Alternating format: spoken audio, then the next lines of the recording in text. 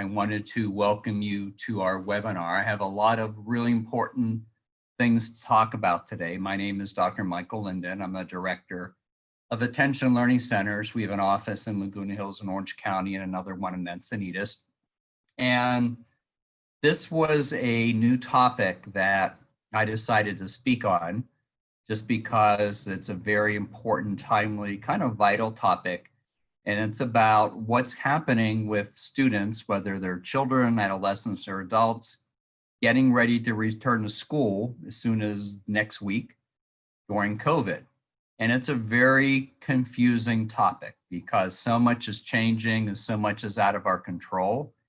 And things are changing daily. I've talked to teachers and educators and parents and professionals, and there's a lot of opinions, but we're going to talk about things that can be done to help the situation for you and your students, or if you're an adult or a teacher.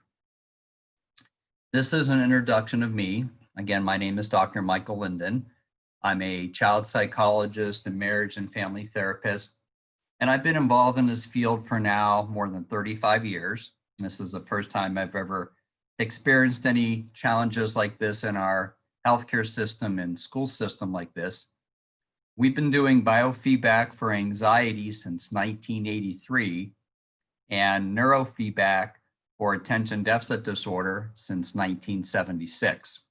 I'm going to talk about some of the tests we use to diagnose ADD and anxiety combinations called the QEEG. I was very fortunate because when I got started in the field, there were very few people involved. And I was one of the first ones to get involved in the country.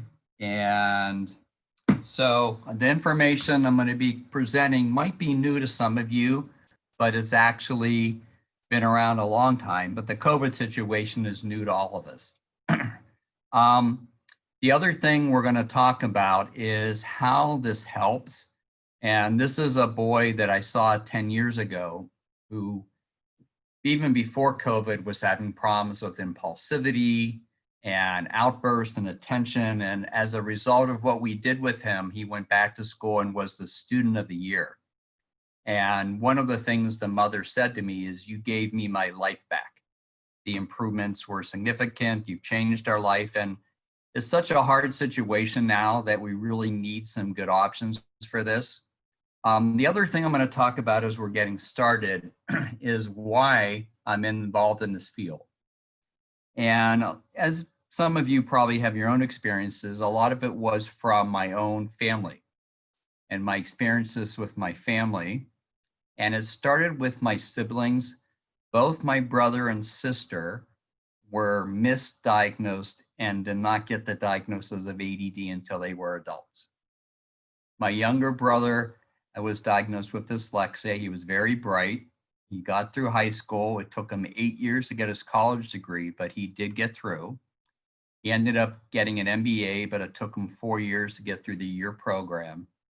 Problem was he never got an ADD diagnosis until I started learning about this in college. And they thought he had other things, and they prescribed the wrong medication for him. Twice, he became more anxious and more depressed, never got started with the right treatment until he was much older. As a result of that, unfortunately, he's unemployed and has never had a significant relationship, which is very frustrating and sad. And as a family member, you really can't treat your own siblings. So that was my first lesson on why it's so important to get a good diagnosis as soon as you can. There's no age that's too young or too old, but as soon as you can, especially before students go back to school in this kind of anxiety challenging time. It's really important to know what's going on and get started to get help. I also saw my younger sister have similar problems. She was diagnosed with dyslexia. She had the hyperactive type of ADD. This is the type that is fidgety, can't sit still. She wasn't picked up. One of the reasons she was never diagnosed is she was a very good athlete, and she had scholarships in sports, played sports in high school, played sports in college, was a professional athlete. It was only when she was injured and she couldn't exercise that it started to affect her a lot. And nowadays with COVID, it's really hard for our students to exercise. If they're not going to go to school in person, they're not going to have PE. That's really difficult. So we're going to be looking at these things and we're going to be figuring out options. Unfortunately, she got into a sport that is not good for your brain, boxing, and she had head injuries on top of ADD and anxiety and depression. She did finally get a diagnosis and stop boxing and is doing a lot better. But it kind of taught me why it's so important to get an accurate diagnosis. This was when I was in college. The test I'm going to talk to you about, the treatments weren't even available yet. They hadn't been developed yet. And then in terms of anxiety, because the other thing we're going to talk about is anxiety, I also had a family history of that growing up. My grandmother, we called her a worrywart. She was very anxious. My mother, to this day, is still very anxious, had problems sleeping, took the medications for anxiety that are very strong. My brother, in addition to his ADD, had anxiety. My sister developed anxiety after concussions. And I have a lot of relatives with anxiety. Some have tried medications. There's a lot of side effects from the medications. But right now, I think everybody has some anxiety because of COVID. The teachers, the students, the parents, all of us do. There's financial issues. And then myself, one of the reasons I got into this is when I was 13, I was exposed to the diaphragmatic deep relaxing breathing through yoga training. I actually went with my mother and I saw she actually became a teacher.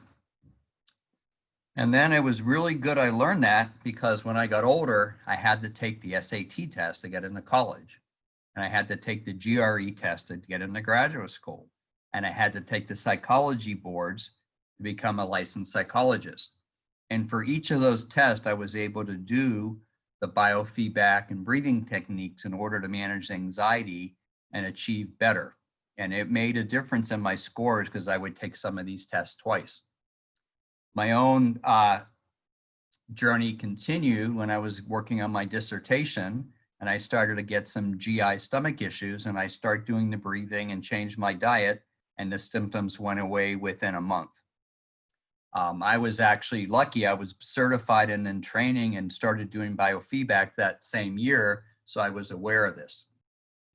My journey continued as I started to help Saddleback Church with their anxiety and depression support group back in 1995, which is still going on with other people running it. And I continue to use these techniques for my public speaking, for the tennis that I play every week, and just during COVID, because like you said, it's a very, very anxiety, difficult, changing situation. So one of the problems we have, and believe it or not, this was before COVID, we have a health crisis in our country and it's getting worse. People are losing their insurance. They're afraid to go to the doctor for regular treatment, which is not good, including cardiac problems. One of the new statistics shows that medication for anxiety and depression has increased 75% this year. Those are things like medication for Prozac, Xanax, antidepressants. 1 out of 10 students have ADD, but these students are having to go to school at home or over the internet or online, and it's very, very hard to pay attention for them. 1 out of 36 students has Asperger's or autistic spectrum disorder. This is dramatically increased.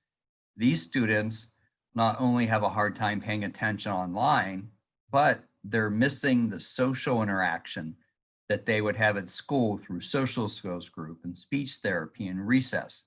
And they're becoming very isolated and withdrawn, and some of them depressed. Anxiety in the last couple months has increased 50%. Depression has increased 40%. In spite of that, we're still undiagnosed and underdiagnosing a lot of these areas because we're not doing testing. This testing I'm talking to you about isn't new. We've had this available for 20 years now, but a lot of people are just finding out about it. One of the difficulties we're having a hard time with COVID is it's very hard to get testing. And even if you get testing, if you hear the news, the results can take 2 to 3 weeks to get back. And then they report the statistics and sometimes they're off. They're underreporting or overreporting, and our government is trying to make decisions based on the statistics and testing, which are delayed and inaccurate. So this is an ever-changing, challenging problem. And one of the things we're seeing is there's shutdowns and the schools are going to get open in person and then it's distance. So this is a really fluid situation, and we really need solutions to the situation of what to do with our students. So what about kind of more specifically? A lot of the difficulty, I think, is that it's really out of our control. So what are the specific things about COVID that are out of our control? Every day, the news is different. The statistics are different. The positivity rate is different. We don't know still what some of you as students are going to do going back to school. Are you going to go back in person? If you're in class, how many kids are going to be in the class? Are you going to do distance? Are you going to do hybrid, a combination? Some parents are getting a choice. If you want to go to school part-time with your students as a hybrid. Because of this, there's going to be less teacher instruction and supervision. I've had parents tell me that in the spring, their students did not have to complete any homework or turn it in or take any test, and they still got passing grades. As a parent, if you have students at home, you have to get back to work at some point. How do you handle that? Is there somebody else that's going to watch the kids and help them make sure they're online? You have to figure out about meals. A lot of students were getting their breakfast and lunch at school. So as a parent, you're not only a parent, but you're a teacher. You have to be a therapist. You have to be a psychiatrist and kind of monitor the medications. What about technology problems? Unfortunately, we experienced our own over Zoom today. That happens during distance learning. Some people don't have access to a computer. The internet is overwhelmed now and will freeze up sometime. Transportation. How are your students going to get to school? Are you going to send your students to school in a school bus? Are you going to send them with public transportation? Some older kids were taking Ubers to school. Is that safe now? So with all the kids at home, this is adding a lot of stress to parents and families. And most parents tell me they're overwhelmed. They're just ready for school to start, ready for the kids to go back to school, because this is a lot. And a lot of parents never thought they'd be a teacher. And it's very stressful for them because a lot of the kids require a lot of assistance and a lot of support.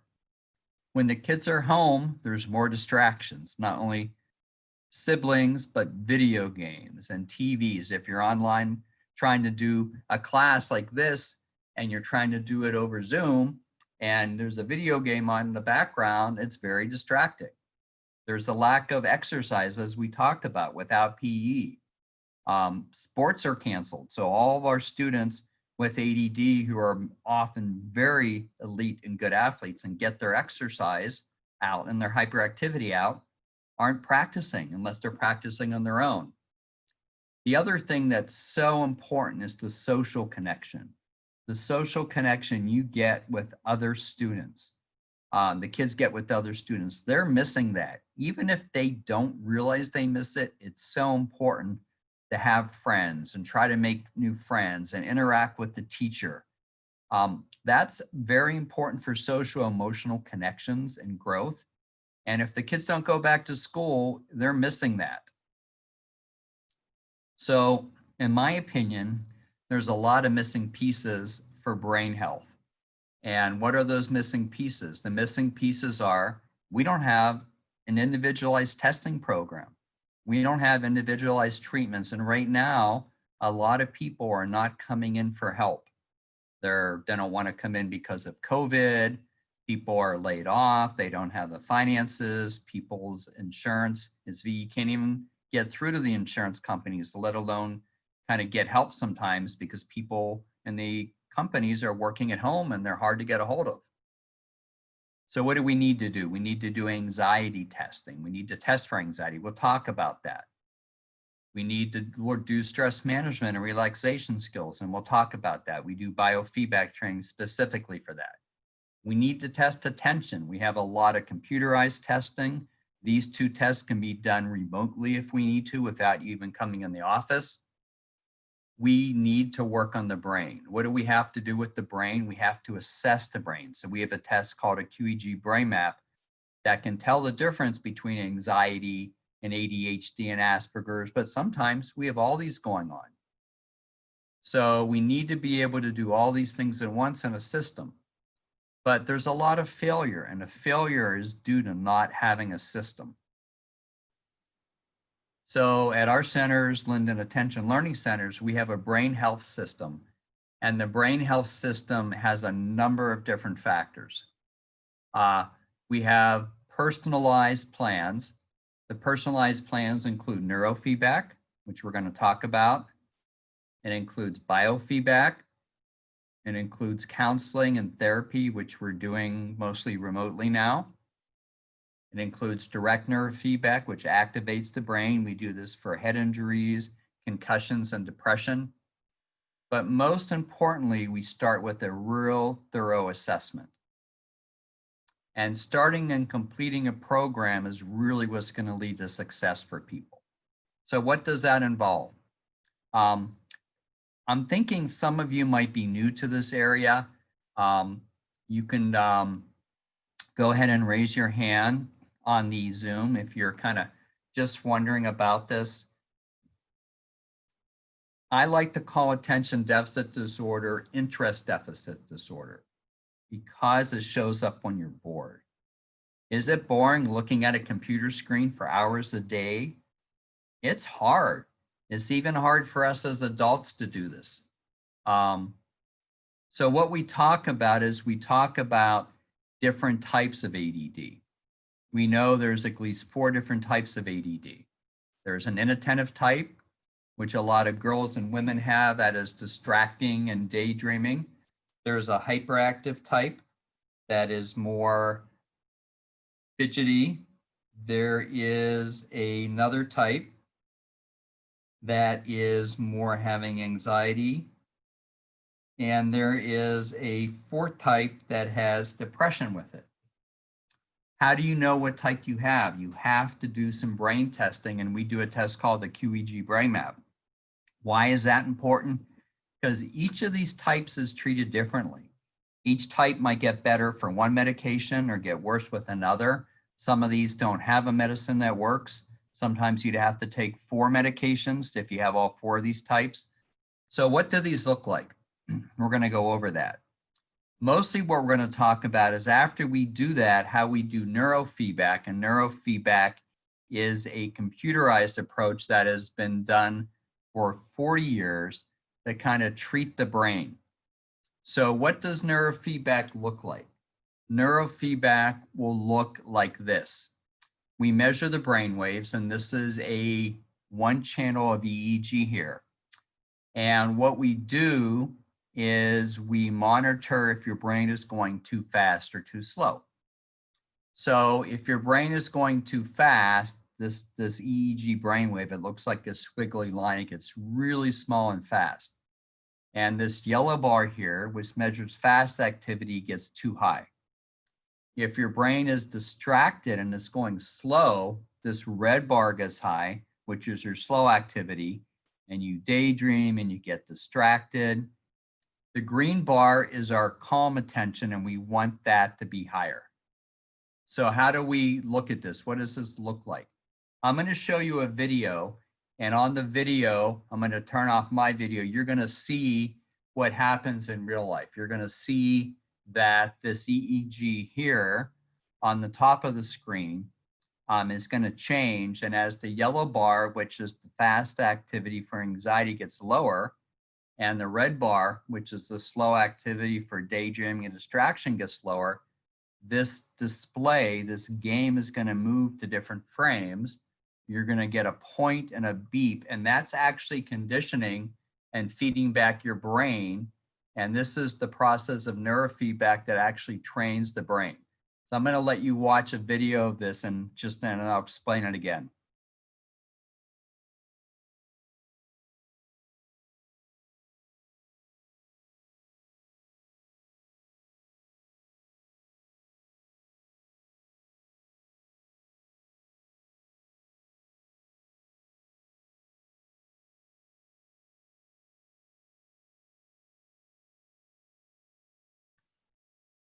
So what you saw there is as the student was able to focus, his distraction, his red bar got lower.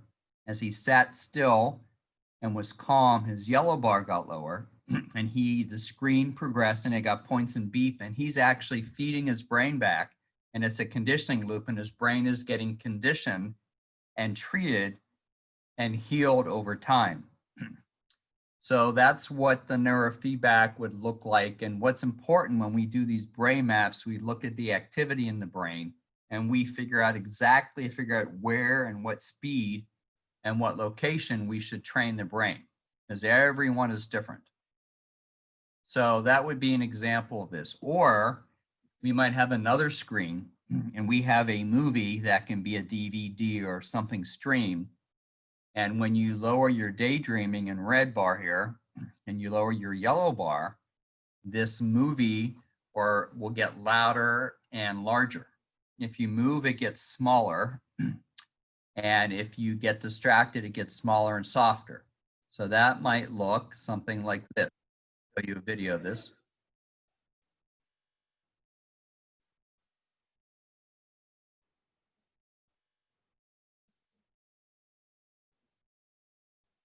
Let me show you that again.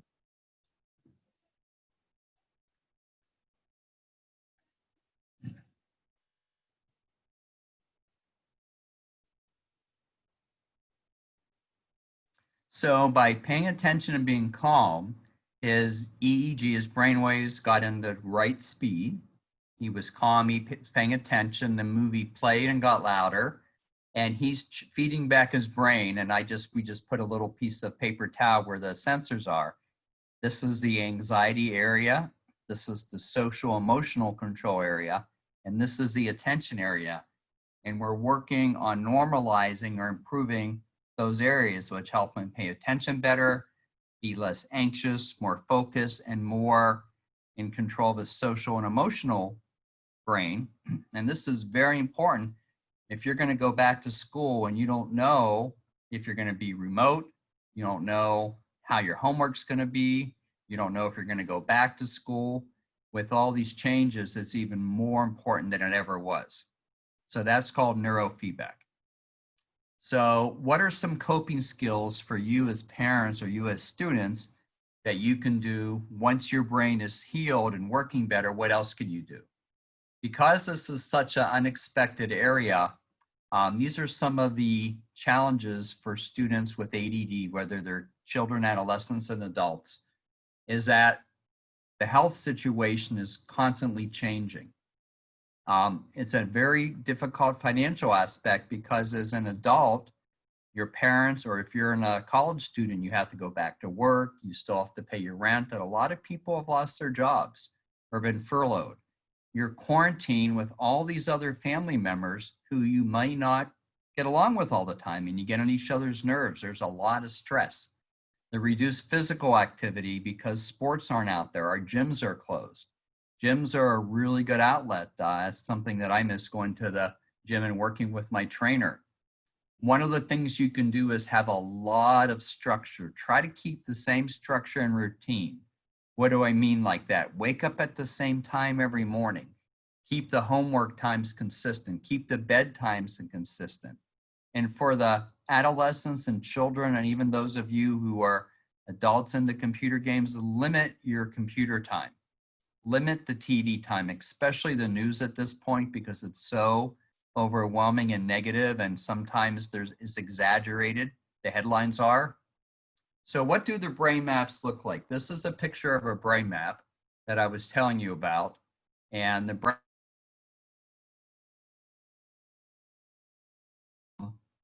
when we look at the brain maps here, what we see is we see the fast activity here, and we see the slow activity here. So let me explain this a little bit. This is the nose. This little bump here is the nose, and these are the ears. And each dot is where we put one of the sensors, where what we're doing is you're recording your brain waves, your EEG. Does everybody have an EEG? If you're watching this webinar, you have an EEG, because if you didn't, you would be in a coma or you would not be alive right now, unfortunately. So right now, a lot of us have more slow activity, which would be called delta when we're getting very tired. Theta is another type of slow activity when you're daydreaming and you're distracted. Alpha is a brain activity that we see with people that have depression. And if your brain's going too fast, you get this high beta speed, which is when you're anxious and getting stuck on things. In addition, what we have is our little color code down here. It looks like a temperature code. Green's average, and the dark colors are fine, but anything that's bright in the orange, yellow, or red area, these are statistics on the brain. So the Q in QEG stands for quantitative. So we're doing statistics on the brain, just like a grade is a statistic in a class, or an IQ test, a statistic in intelligence, or if you're a baseball player, you have a batting average. Those are statistics. So these are compared to other people your same age and gender. This is a student that I'm showing you that has ADD for the slow activity in the red here in the frontal regions, which is where our executive functions are, and has anxiety in the back of the brain. So there's two patterns. This person, even though they might have symptoms that they're very hyperactive, their brain is going too fast in many areas, and their brain needs to be calmed down in these back areas, but it needs to be going faster in the front areas to pay attention. So it's a very difficult thing because you can't target medication to the back of the brain to calm it down or the front to increase it. So we do neurofeedback, and what we do is we put a sensor in the front of the brain and increase that activity, which would be lowering the red bar. And we put another sensor next in the back of the brain, and it's on the scalp. We're not putting anything in the head. And we do this to slow the brain activity. And then we see changes in the EEG, and people's attention and anxiety improves. And we can do this for kids as young as 4 up through any age. What about anxiety? We've talked about this a little bit already. Anxiety is increasing for everyone. It had already increased with kids 20% 5 years ago. 50% of adults experience anxiety. That was before COVID. I would say it's closer to 100% now. If you have ADD or Asperger's or autism or OCD, obsessive compulsive disorder, or depression, it's much more common. Symptoms of anxiety can interfere with sleep. They can interfere with your stomach issues, cardiac, heart issues, respiration, breathing, which is pretty hard because if you're like most of us and you have to wear a mask all day, it's hard enough to breathe anyway. If you have anxiety, it even makes it harder. Having headaches, feeling tired all the time are symptoms of anxiety. If you're a student, it makes it hard to remember things. If you have to take a test, whether it's in person or online, and you have test anxiety, you are very likely to forget what you studied and miss that question. If you have to do public speaking and you have to do a talk over Zoom, it can make it very difficult, especially if you have a technology glitch like we had at the beginning here. If you're an athlete, anxiety becomes very common. You get very nervous, and the term they use in sports is called choking. And if any of you are watching sports right now, what you're seeing is you're seeing problems with this because the athletes have been off so long, and all of a sudden, and I've seen this in hockey because they jump right into the playoffs, these players are put in high stress situations in a new environment without fans, and they have to be quarantined. And they're not playing up to their potential. They're missing shots, they're missing passes, they're making mistakes more. And In sports, we call that choking. You can have panic attacks where you feel like you're having a heart attack and you break out in sweats. People are having that because of COVID now and just being worried about being somewhere with people who have it. Fears and phobias. It's very common nowadays if you get a cough or you get a headache or you feel hot to be worried that you're going to have COVID. And a common another symptom of anxiety is irritability. You're very irritable. You're very impatient. How many of you have been in public and been in a group of people and seen people without masks? That's very frustrating to a lot of people. And sometimes we get very impatient with that because we know we're supposed to wear masks for our safety and other people's safety, and that it affects the whole world right now. But not everybody is wearing a mask. Not everybody agrees with that. And that's a very frustrating situation. So particularly with coronavirus, what we're seeing is more breathing and respiration issues, sleep issues. I read another article that said sleep and insomnia has increased by 90%. And in talking with people I know personally and professionally, I think everybody has had a couple of sleepless nights worried about what's happening with COVID. Even the fact of just working online like I'm doing for 5, 6, 7 hours a day and looking at a screen, you get tired. It's very tiring. So one of the things we want to do is if someone has ADD and anxiety, we want to treat the anxiety first because it can be done very quickly. People can notice the difference after 1 or 2 sessions. We're doing this with a lot of students now that are going back to school in the next couple of weeks, whether in person, in college, or remotely, because that's really important because this is going to be a new situation for all of us. And the unknown is very anxiety provoking for a lot of people. So let me tell you a little bit about biofeedback. Biofeedback is different than neurofeedback. Biofeedback relates to your brain-body connection and what we call self-regulation. Biofeedback has been done for more than 50 years. It's very common in the Olympics. It's very common with athletes and performers. What biofeedback does is it measures your physiological reaction to stress, and you learn to calm yourself down and prevent yourself from getting anxious. How do you do that? We measure different types of things in biofeedback. Heart rate variability involves a specialized type of breathing, and you get your heart rate and your breathing in sync. And when you do that, we call it heart rate variability. You feel very anxious and very calm, but you can still perform at a high level. And this is the most popular type with professional and Olympic athletes. It's being done a lot all over the world now. For people who have muscle tension headaches, muscle cramps, and for kids that just can't keep still, we do a type of biofeedback called EMG, which measures your muscle tension, and you just learn to relax your muscles. This is something we're dealing with now if you're sitting in front of a computer all day and you're tightening your muscles. We monitor your finger temperature. When your finger temperature gets warmer, it's actually good. It's not like your scalp temperature. And this helps migraine headaches, and it helps you feel more relaxed. We measure skin perspiration when your hands get really sweaty. And this has a lot to do with fears and phobias.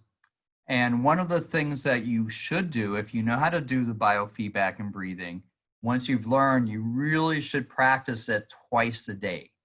Very important before you go out every day, before you go to sleep, before you take a test, that you practice this breathing because it's a very quick, easy thing to do. And if you've learned the biofeedback, you can tap into this within 15 seconds or so.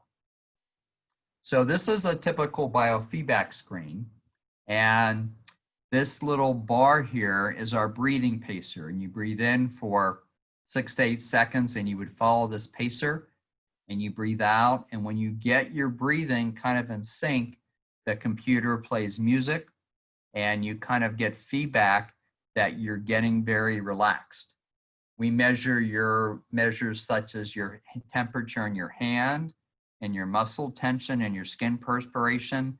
And the goal is to be able to gain control of all these measures at the same time with us in the office, and then to be able to do this at home.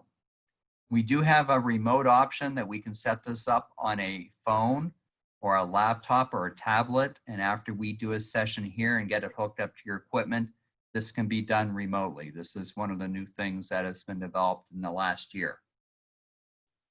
So this would be kind of another picture, and you can kind of see how the breathing pacer goes up and down. And I'm going to go ahead and play this a short video so you can see what happens when someone does this with the screen.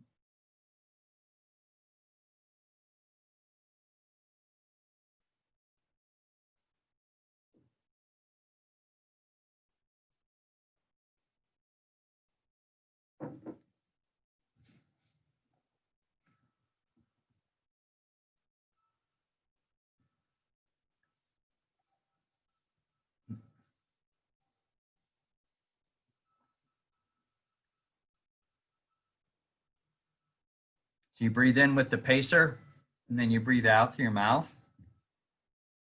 very slowly. And you try to time it. Breathe in through your nose, breathe out through your mouth. And you have to do it very slow.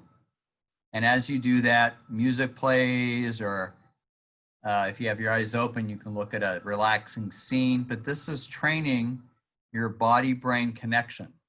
And this takes practice. Most people have to do this 5 times to really learn to master this, and then you have to practice this. But this is one of the best ways to learn to control and prevent and manage your anxiety, whether it was there before or it's just about returning to school or how things are going to be. And none of us really know. It might change between now and when school starts. So what are some coping techniques you can do to help with anxiety if you have a young student, or you're a college student, a high school student, or even if you want to just do this for yourself? One of our goals is staying in the present. I was talking to 2 patients about this today. Don't worry about the future. This is so important right now because none of us know what's going to happen with COVID. We don't know if it's going to spike again. We don't know when the vaccines are going to become available. We don't know what's going to happen in school. Expect problems. Problems are unpredictable. And if you expect them, which is not easy to do, but if you have that mindset, it's easier to handle them. And we know that if you go back to work and you go back to school at the beginning, there's going to be problems with technology and books and classes. Limit how much information, limit how much media you watch. And I recommend people not watch the news for more than 10 minutes. It's good to have an idea what's going on, but just listening to it over and over and the statistics, it is overwhelming. Even the financial part about our government trying to agree what they're going to do to stimulate the economy, and the politics is just way too much. Exercise as much as you can, ideally every day. Walking is a great exercise. You can exercise inside. There's so many videos and things online that you can exercise with. Trying to do that every day is a really good coping technique. Praying for things that are out of our control really helps because it helps us have hope. Reassure people, and children particularly, that they're safe. It's pretty scary to look around and look at everybody wearing masks right now.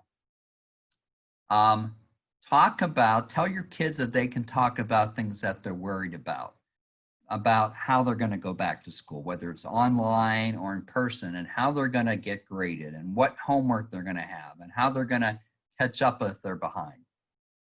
One of the most famous sayings in the world is, "This too shall pass." And we know this is going to pass. Unfortunately, it's taking longer to pass than most of us hoped and thought.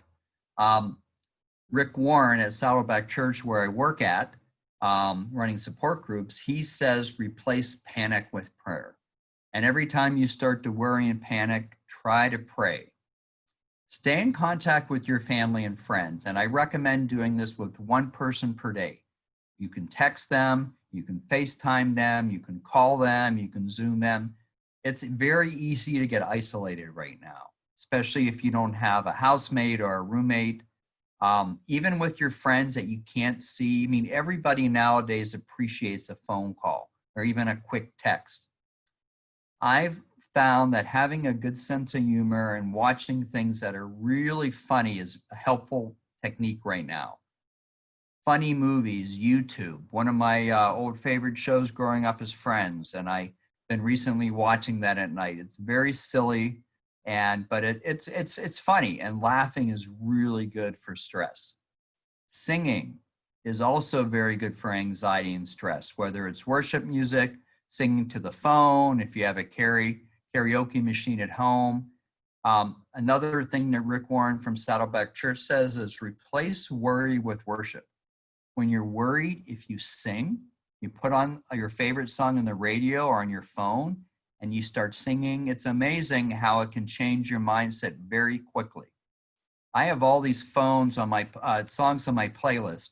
One is to help me get motivated. Another one is to help me calm down. Now, you can't listen to those all the time at work, but on your way to work, when you wake up, when you go to sleep, when you're in the shower, getting ready, it's really good to have some worship and some music that you can use to get your mind off of things. Another saying that people will use is called stop, breathe, and rethink. Try to rethink what's going on. Try to focus on the positive things that are going on and the blessings you have and the job and your house. And it's hard out there for everybody. No one has not been affected. But, you know, we're all in this together because it's affecting everybody. And I think we're all part of the solution. So another thing I hear from students, whether they're younger or older, is they're not motivated to go back to school. They feel like grades almost don't matter now. They can't even go back to college. Some people have to go to school an extra semester. So this is a really powerful thing. We have control over our attitude. This is a quote, and one of the things that we know, the greatest discovery on earth is that a person can change their future simply by changing their attitude. It's one of the only things that no one else can take away from us. And one of the first persons who talked about this was Viktor Frankl, who wrote a book called The Search for Meaning. And he was in a concentration camp during the war. And he found if he was able to focus on something minimal that was meaningful, it could help his attitude, and it helped him survive the concentration camps. Another thing to think about is that even though we feel stuck, we always have options. Even though you may not feel like you like your options, there's always options we have. So this is an abbreviation for this. You always have options, Yahoo. Is that another person had termed this. The other thing that I tell people, and it's very hard to realize that, is problems have a purpose. If you have to change your career, if you have to change an aspect of your job, if you have to work from home, if your kids are going to be home and you have to help them be kind of guide them through their academics. Because what's happening with COVID is it's forcing us to change. It's forcing us to grow. It's forcing us to be patient. It's forcing us to persevere.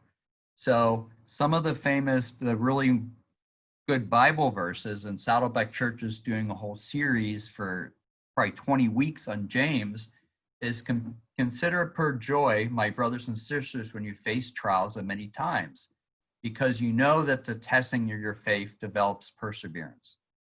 Let perseverance finish its work so you may be mature and complete. This is helping us mature whether we like it or not. Rejoice in the problem, not for the problems, but rejoice in the problem and persevere and increase your endurance, because we know God can bring good out of bad. And as we go through this, there are positive things happening to our country, to the communities, to the racial inequities, to the government, just in all. And we're learning to persevere. We're learning to endure. because we unfortunately don't have any choice. So these are some of the things I tell people. One of the things that some places are discussing and we're discussing is if students aren't able to go to school in person, having an after-school program that would include things like neurofeedback a couple days a week, biofeedback, include talking to a counselor or therapist, have some support for parents on parenting skills, including tutoring and organizational skills. Some parents are doing this on their own. They're hiring teachers to come work with the kids on the homework. They're hiring teachers and to work outside with kids in what they're calling pods. Social skills. Social skills are very hard to do if you're at home, but there are places doing social skills outside through camps. Has to be social distancing, but this is important. And we are trying to kind of do some aspects of this here, especially if the kids are going to go to school 8 to 12, do these after school. So what are some tips you as parents can do, especially if you're ready for the kids to go back to school and they're not going to? Again, have routines and structure, very important. One of my recommendations is to do the academic work in the morning, have a lunch break, do the homework in the afternoon, and try to get it done earlier. Keep it simple and prioritize. A lot of parents and a lot of students aren't going to be able to get all their work done, and it's going to be inconsistent, but prioritize what's important. If you're a parent, use what are called natural consequences. What are natural consequences? If there's a consequence that someone else is set up to do, let that happen. If the students are going to get graded by the school, whether they turn homework in or not, and you're worried that the school hasn't got the homework or haven't got back to you, let it go unless the teachers call, because you don't want to get involved in having to grade your kids in addition to getting them to do their homework done. Reward students' efforts. If they're trying, if they're giving it their best, that should be rewarded. It's very challenging to do this during COVID on the internet. Ignore minor homework complaints. There are going to be tons of complaints again, like there were in the spring, about how much homework there is, how hard it is to do it on the internet, how confusing it is. Try to let some of that go and just focus on their efforts. Try to maintain a lot of consistency at home and handle things the same way. Help your students with organizational skills, just things like taking notes if they're doing a class over the internet, outlining their material, having a schedule. If you're an older student, using your phone and making a schedule of when your test and when your homework is due. We talked about social skills outside, but having a lot of flexibility, because this is out of all of our control. And there are going to be a lot of changes. We're going through changes and it's going to change again. We know that. We know change is inevitable. So one of the things that we do here at Attention Learning Center is we can do our biofeedback and neurofeedback treatments remotely. That involves getting the testing done first. I review it. We have a couple sessions in the office to teach you how to use the equipment or to show you how to hook up your students. And then you can do the sessions at home and come back in the middle and the end for retesting, and I have the meetings over Zoom. If we can, we prefer to do this in person, but some people either don't have the time and don't want to go out during COVID, so we can do these remotely. But here's the opportunity we have. During COVID, there is more time because students are home, and we found it's easier for parents and adults that come in because they're working at home or the students are home and they're not going to school till 4 and they're not playing sports till 6.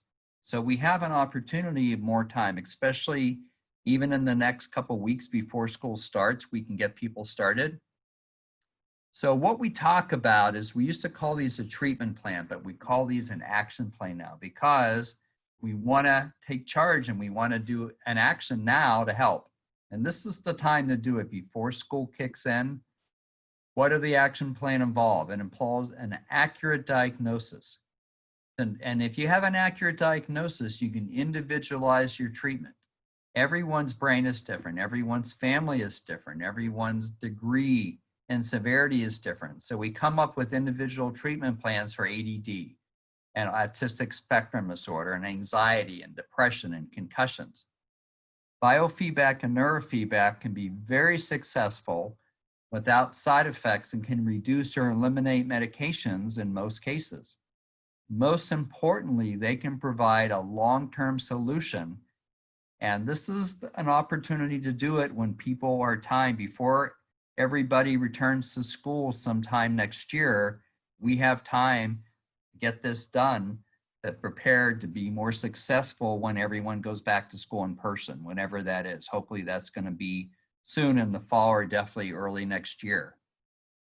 So I really hope this has been helpful because I wanted to give you some tips and tools. I wanted to give you some education. I hope you've learned about QEEG brain map testing, biofeedback for anxiety, neurofeedback for ADD and anxiety, why it's so important to treat your brain and test your brain, how there's options that don't involve medication, and why it's probably more important than ever in the history to do this now to get ready for when school goes back. As we know, there's going to be stress on everybody, parents and students and teachers and our whole healthcare and our whole educational department and I just encourage you, if this is going on with you or your students, to reach out. I'm hoping this has helped you with kind of recommendations for school stress, whether you are a student or a parent. Schools are starting in the next week or two.